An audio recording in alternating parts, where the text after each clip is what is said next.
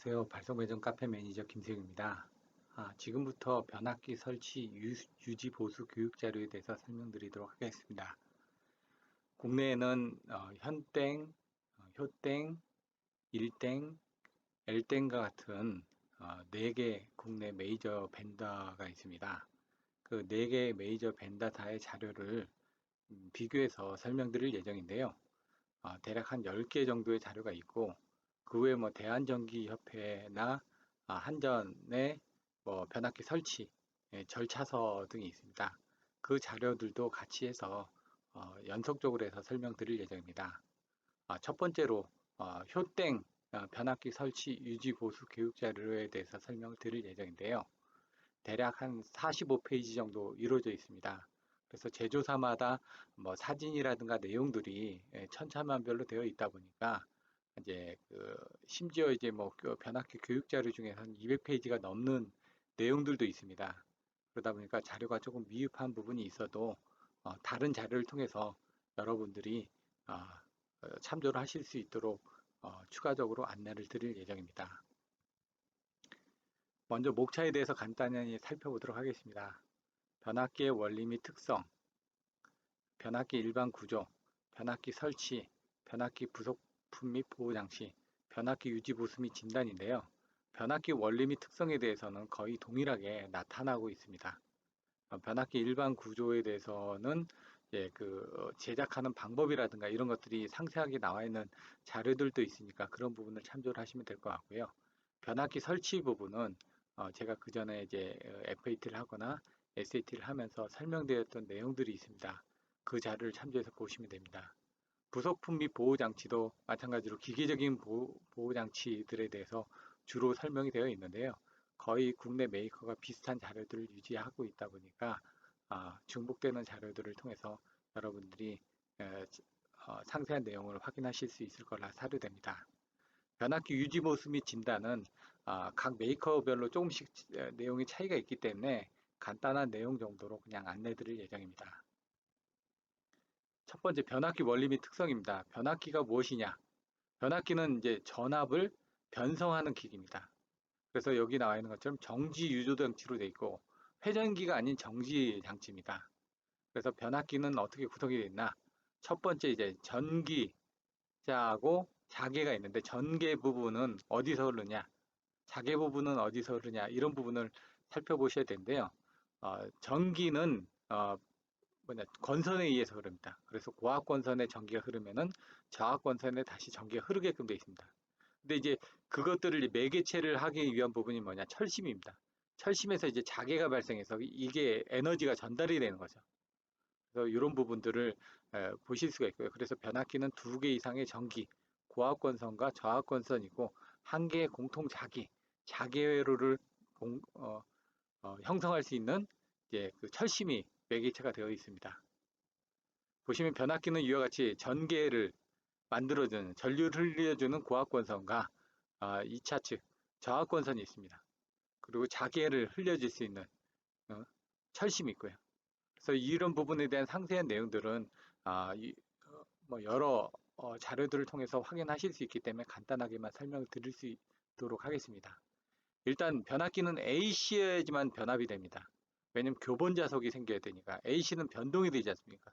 그래서 변동이 되는 거에서 교본 자석이 한 번은 위쪽으로, 한 번은 아래쪽으로 이렇게 흐르면서 자석이 변화하면서 그거에 의해서 2차 측에 역기 전력이 생기면서 이제 전류가 생기는 겁니다.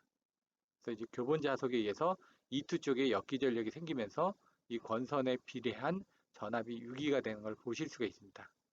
추후 이제 턴수별로 이제 1차 측이 예를 들어 뭐 200kV면은 2차 측이 뭐 10kV다.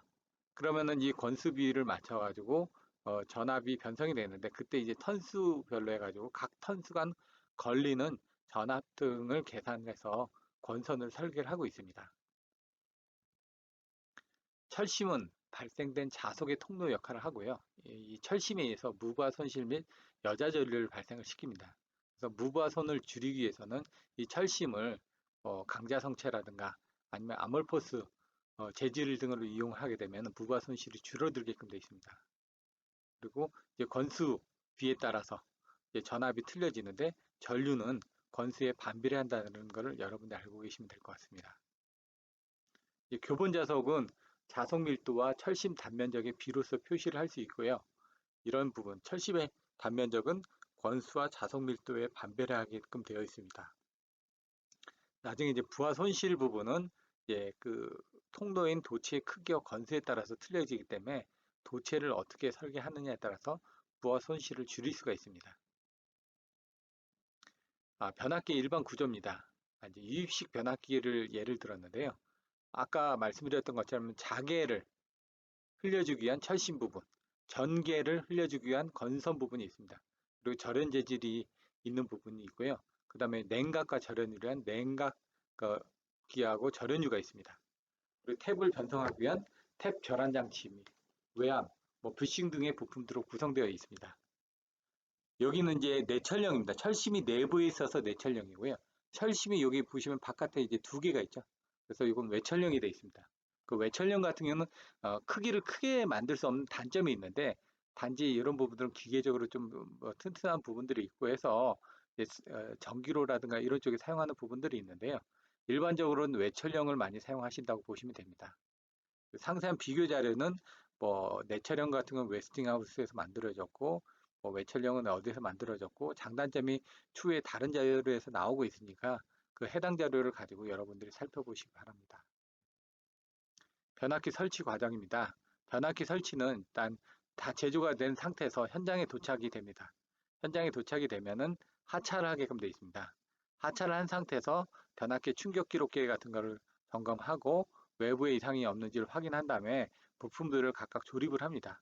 그 다음에 내부 점검을 한 다음에 결선을 하고 진공을 잡고 절연유를 주입을 한 다음에 진공 파괴하고 건조 공기를 주입하고 현장 SAT를 진행하게끔 되어 있습니다. FAT 및 SAT 자료들은 별도로 자료들이 안내될 예정이니까 해당 자료를 참조하시기 바랍니다.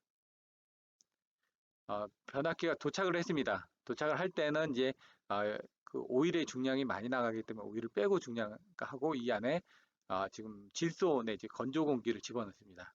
예전엔 질소를 넣었다 그러면 요즘엔 건조 공기를 집어넣습니다. 왜냐면은 질소가 들어가 있는 상태에서 나중에 작업자가 들어가서 작업을 할 때 지금 그 공기가 없는 상태에서 작업이 되다 보니까 질식을 하는 사례가 많다 보니까 요즘엔 건조 공기를 많이 집어넣고 있고요. 충격 기록계를 관리할 때 진행 방향 상하 좌우 여기선 3.0G로 표시를 되어 있는데요. 진행 방향은 2.0G, 상하 좌우는 1.0G 정도로 관리 감독을 하고 있습니다.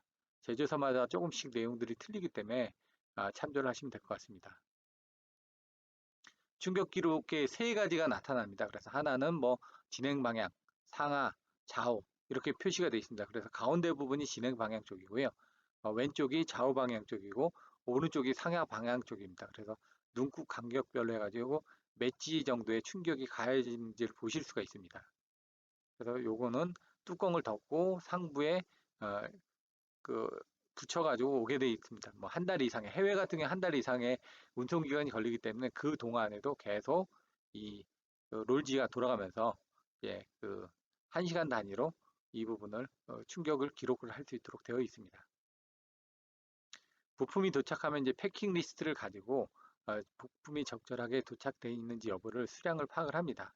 그리고 부품의 보관 상태라든가 운송 상태를 보고 파손 여부를 확인합니다. 특히 이제 부싱 부분 같은 경우 이제 애자 타입이나 이제 콘덴서 부싱 타입 같은 경우 깨지는 경우가 발생할 수 있기 때문에 그런 부분을 주의해서 보셔야지만 됩니다. 방열기 같은 경우는 이제 그 상하 적재를 하고 이제 운송을 하면서 이제 찌그러지거나 이런 부분들이 발생할 수 있기 때문에 이런 부분에 대해서 정밀하게 확인이 필요합니다. 외부 부품을 조립하실 때 패킹 리스트하고 비교를 해가지고 배관이나 라디에이터나 콘서베이터를 조립합니다. 물론 이제 도면하고 일치하게 조립을 하는데 이제 여기 가스켓 같은 경우 바꿔주는 부분, 방열기를 다 달고 나서 나중에 팬을 달고 그 상회전이 맞게끔 되는지 여부 등을 또 확인을 하셔야지만 됩니다. 부싱을 낄 때 이제 안에 들어가서 끼다 보니까 이제 가스켓 같은 경우 애관이 파손되거나 그리고 중간에 이제 외부 습도라든가 풍속에 의해서 외부에 있는 먼지들이나 이물질이 들어가지 않도록 미리 이제 그 조치를 하고 해당되는 조건을 마친 다음에 작업이 이루어져야지만 합니다. 관리 항목 등에 대해서는 내부에 리드가 있습니다. 그 아까 보셨던 이제 그 부싱 끝에 이제 리드 건선이 있습니다. 그 리드 건선이 여기 보시면 이 끝에 리드 건선이 나와 있는데요. 그 리드 건선을 어, 안에 들어온 다음에 이제 건선하고 이렇게 체결을 해주게끔 되어 있습니다. 그러려면 사람이 직접 들어가야지만 됩니다. 그때 이제 사람이 직접 들어갈 때는 이제 방진복을 착용하고 그다음 토크렌치를 사용해서 리드 체결을 조임을 합니다. 근데 이제 들어갈 때 아까 말씀드렸던 것처럼 이제 보통 이동할 때 질소가스를 넣었었는데 그렇게 되면 산소 농도가 18% 이하에서는 사람이 질식될 우려가 있습니다. 그래서 일반적인 대기 중에 산소 농도는 20.9% 정도가 되기 때문에 산소 농도가 19.5% 이상임을 확인한 상태에서 들어가 가지고 작업을 하고 외부에서 감시자가 이제 그 안에 작업자가 안전하게 작업을 하고 있는지 확인을 해 주셔야지만 되고요. 그 다음에 이제 토크렌치 등을 가지고 들어갈 때 손에 묶고 들어갑니다. 왜냐면 이 안에 떨어뜨리게 되면은 저 밑으로 외암 변압기 내부 밑으로 떨어졌을 경우 이거를 끄집어내기가 참 힘듭니다.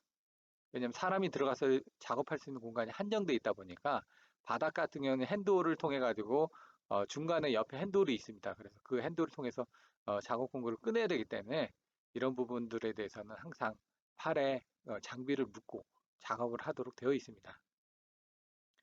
진공 작업을 할 때는 뭐 어느 정도 이상의 압력이 걸리도록 한 다음에 이제 기밀 시험을 합니다. 이제 제가 했던 부분에 대해서도 기밀 시험을 하다가 압력이 안 걸려서 보니까 이제 상부에 가스켓이 제대로 밀착이 되지 않는 경우가 생겨서 그 가스켓을 교체를 한 사례가 있었습니다.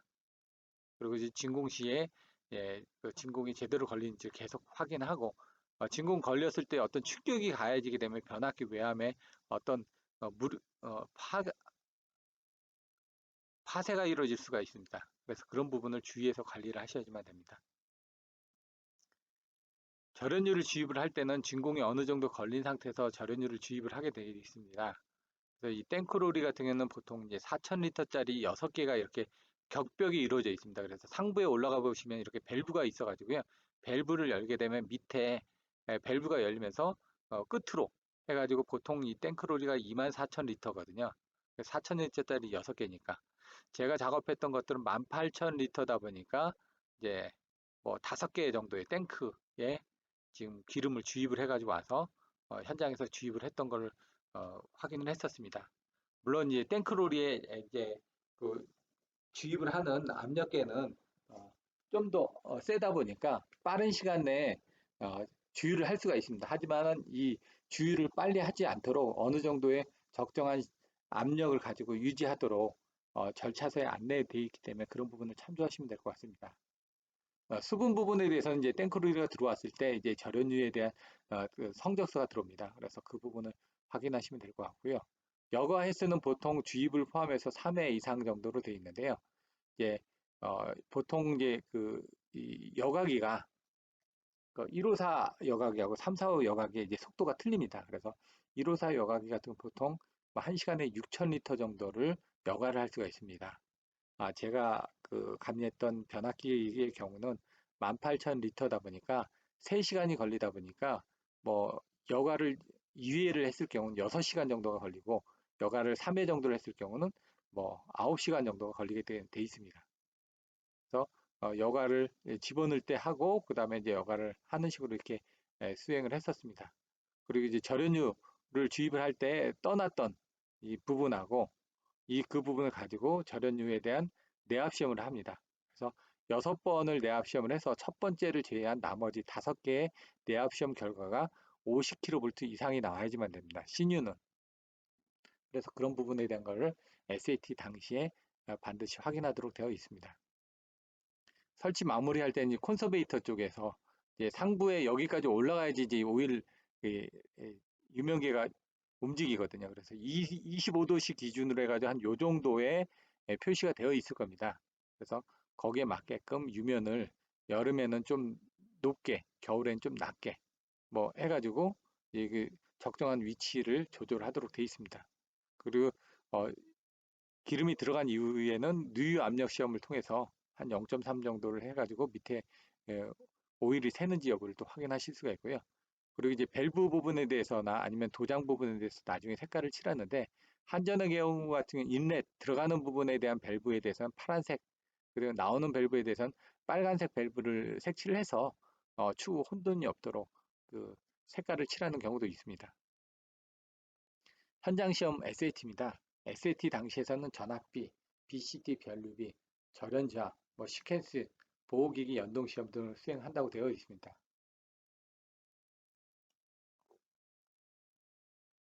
이 장비를 보면은 이제 도블의 M4000 장비인데요. 뭐 여기 이제 바퀴가 달려 있어서 이 몸무게를 본치하고 이제 측정부하고 이렇게 별도로 되어 있습니다. M4000, M4100 해가지고 요거는 이제 옛날 타입이다 보니까 지금 보시면은 여기 이제 플로터가 다 감광지가 있어서 이 옆에 감광지에서 그 요 운영 체제가 도스 타입도 있고요. 윈도우 3.1 타입도 있었고요. 윈도우 9 타입도 있습니다. 각각 다른 타입의 제어부를 가지고 측정을 하게끔 되어 있습니다. OLTC입니다. OLTC는 보통 이제 MR 제품을 사용하는데 상부에 이렇게 있고 밑에서 이제 접촉부가 있어가지고 여기서 이제 다이버 스위치가 움직이면서 이제 요 안에 이제 다이버 접속자 부분이 있고요. 바깥에서 이제 단락이 된 상태에서 절체가 되면서 이제 부하 시에 탭이 절환되게끔 되어 있습니다. 민수 시장 같은 경우는 17개의 탭 정도가 있고요. 한전 시장 같은 경우는 21개 탭을 가지고 있습니다. 그래서 민수는 9번이 중간 탭이고 한전은 11번 탭이 중간 탭이 되게끔 그렇게 구성이 되어 있습니다. 무브아시 탭 절환기는 용량이 작은 경우에 로타리 스위치를 해서 상부에 1, 2, 3, 4, 5 정도로 밸브가 되어 있어서 들어가지고 돌리게끔 그렇게 되어 있습니다. 잔행식 냉각기 부분은 잔행식, 그 다음에 풍냉식, 송유 풍냉식, 이렇게 이제 송유 순냉식, 이렇게 내용들이 나와 있는데요. 조금 이따 자세한 내용들에 대해서 살펴보도록 할 예정입니다.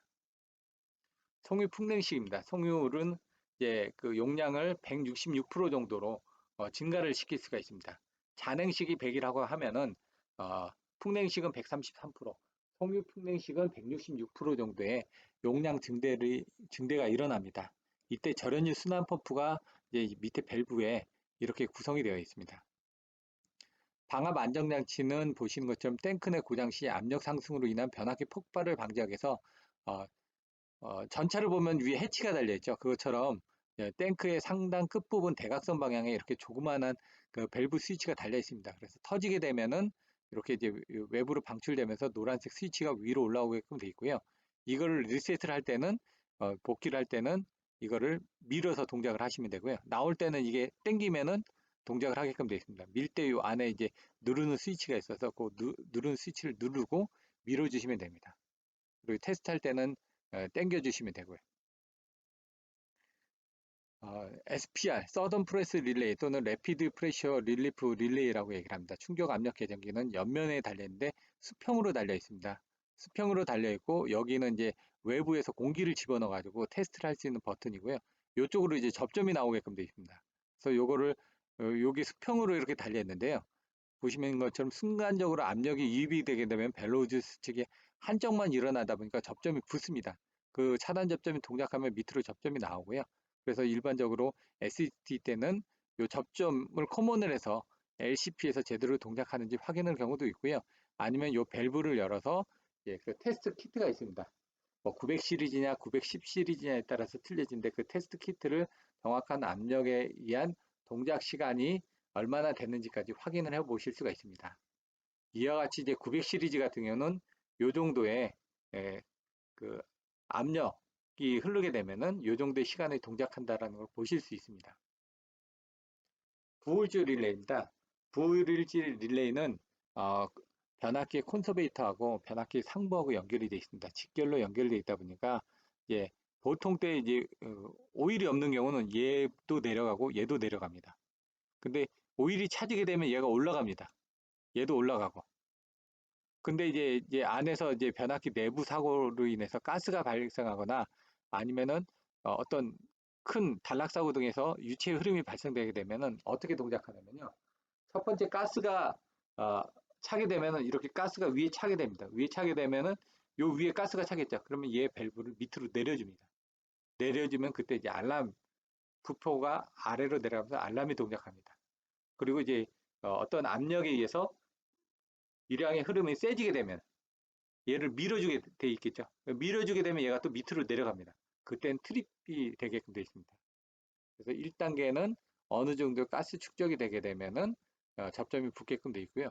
2단계, 요 밑에 접점은 유속의 흐름이 초당 몇 센티미터 이상, 100에 플러스 마이너스 15cm로 되어 있는데, 요 정도 이상의 흐름이 감지가 되게 되면 접점이 붙어서 동작하게끔 되어 있습니다. 가스 검출 계정기 같은 경우는 아까 보셨던 부울주 계정기처럼 되어 있는데요. 요거는 이제 용량이 작은 변압기의 경우 이런 부분을 이용해서 200cc 이상일 때 경고 스위치를 조작하도록 제작이 돼서 상부에 붙어 있습니다. 유온도계 부분인데요. 오일 온도계하고 건선 온도계가 있습니다. 예, 오일 온도계하고 건선 온도계가 있는데 일반적으로 0도에서 150도 또는 0도에서 160도 또는 마이너스 30도, 뭐 20도에서 130도짜리도 있고요. 이런 식으로 해가지고 그 타입에 따라서 틀려집니다. 보통 이제 AKM4 장비를 많이 사용하는데요. 이제 요 퀄리트롤의 AKM4 장비에는 오일 온도계는 34 시리즈고 건선 온도계는 35 시리즈입니다. 그래서 여기 보시는 것처럼 뭐 접점이 4개, 또 2개, 4개, 6개까지 설치를 할 수가 있습니다. 그래서 알람, 트립, 그다음에 뭐 여러 가지 조건을 사용할 수 있는데 요 내부에 관련된 부분들은 상세한 자료를 가지고 추후 다시 별도 설명드릴 예정입니다. 그래서 요 부분에 대한 것들은 접점을 올라가게 되어 있고요.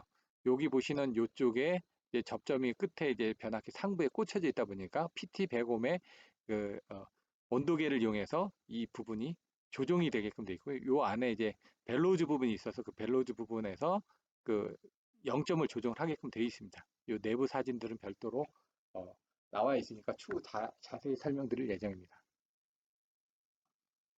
예, 조립도입니다. 이제 상부에 이제 PT105이 어떻게 들어가는지, PT105이 들어가서 온도를 몇 도씨 내에서 측정 가능한지 이런 부분을 보여주고 있습니다.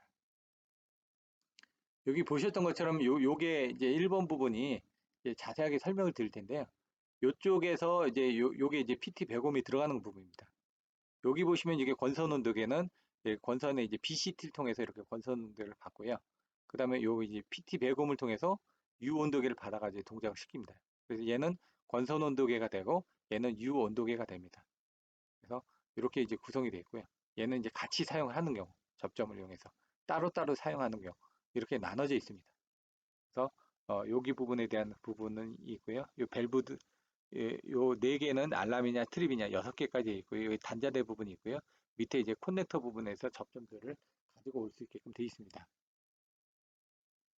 콘서베이터입니다. 콘서베이터는 이제 세 가지 타입들이 있는데 이제 공기가 들어가 있는 타입이 있고 에어백이 들어가 있는 타입이 있고 그다음 질소가 들어가 있는 타입이 있는데 용량이 작은 것들은 공기가 들어가 있는 것들이고요. 용량이 큰 것들은 이제 에어실, 공기백이 들어가 있는 타입을 사용합니다. 그리고 한정 같은 경우는 이 에어실이 없이 옆면에 큰 N2 질소 탱크가 달려있는 타입을 쓰고 있습니다. 용량이 큰 경우는 옆에 이제 질소 탱크가 이제 상부에 없고 변압기 몸체만한 게 이렇게 높이가 큰 걸로 탱크가 하나 옆에 서 있는 경우가 있습니다. 그 안에 이제 질소 탱크가 내장이 되어 있습니다.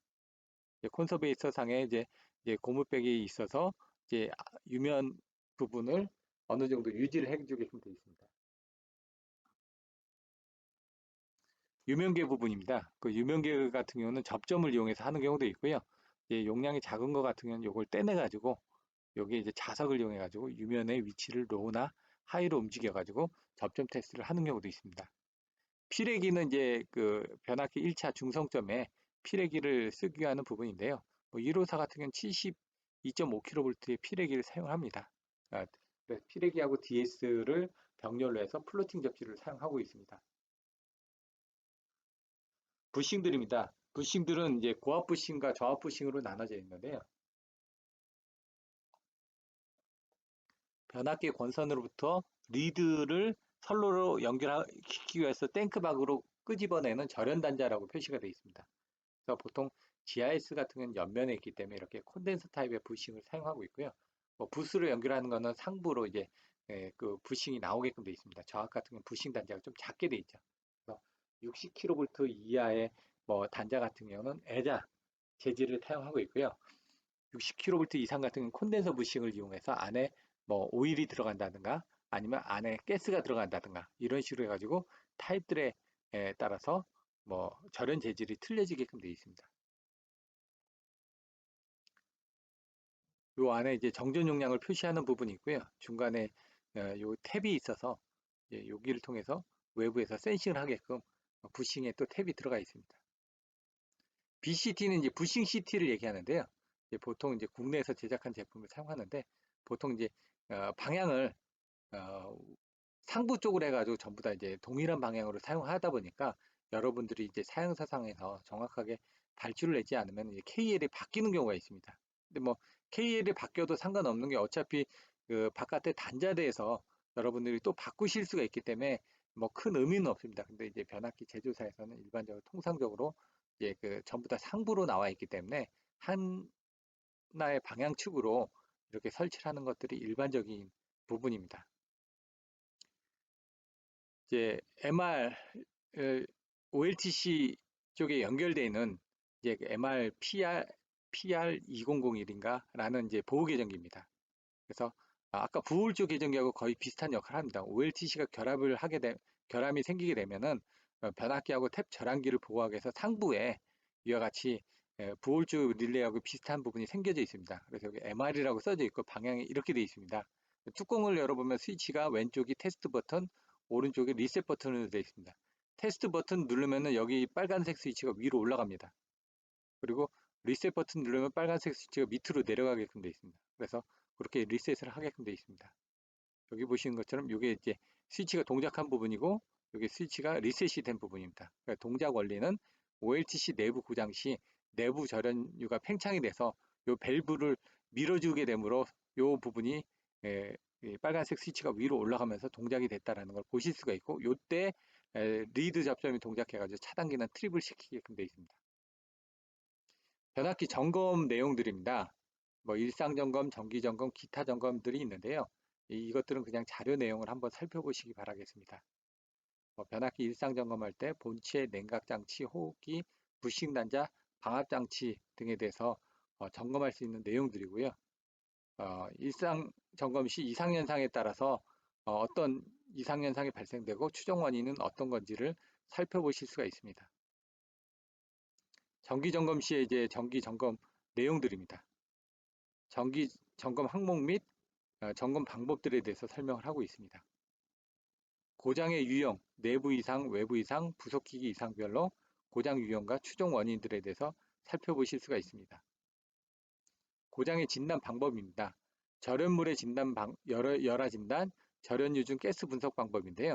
일반적으로 절연유의 열화 진단은 이와 같이 도블 테스트를 이용한 절연 역류를 체크를 하게끔 되어 있습니다. 도불사에서 시행하고 있는 부분을 절연 역률이라고 하는데요.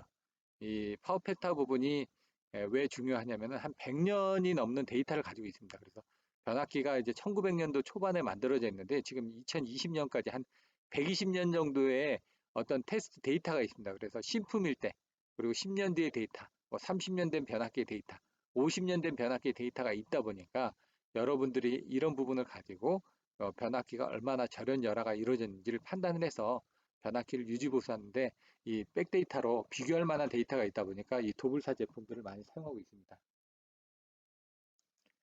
절연유 가스 분석 방법입니다. 이거는 이제 뭐 1년에 한 번씩 또는 이제 분기별로도 그 가스를 빼가지고 분석을 할 수가 있는데요. 뭐 1호사 이상의 그 변압기 같은 경우는 급속하게 파괴가 이루어지기 때문에 그냥 그 현재 상태를 파악할 수만 있지 뭐 지금 괜찮아도 뭐 하루 뒤라도 갑자기 터져버리는 경우가 생길 수가 있습니다. 그래서 온라인에 의한 가스 분석을 통해서 주기적으로 변동되는 부분을 점검하는 게 요즘 추세입니다. 점검할 때 어떤 가스 등을 보고 있는지를 자료를 가지고 간단하게 살펴보도록 하겠습니다. 일반적으로 6개의 주가스가 있습니다. 가장 많이 보는 부분은 CO, 일산화탄소 비교를 하고요. 그 다음에 H2, 수소를 비교를 합니다. 그 외에 이제 여러분들 보실 게 CH4, 메탄이 있습니다. 그 다음에 C2H2, 아세틸렌, C2H4, 에틸렌, C2H6, 에탄. 이렇게 6개의 가스가 있습니다.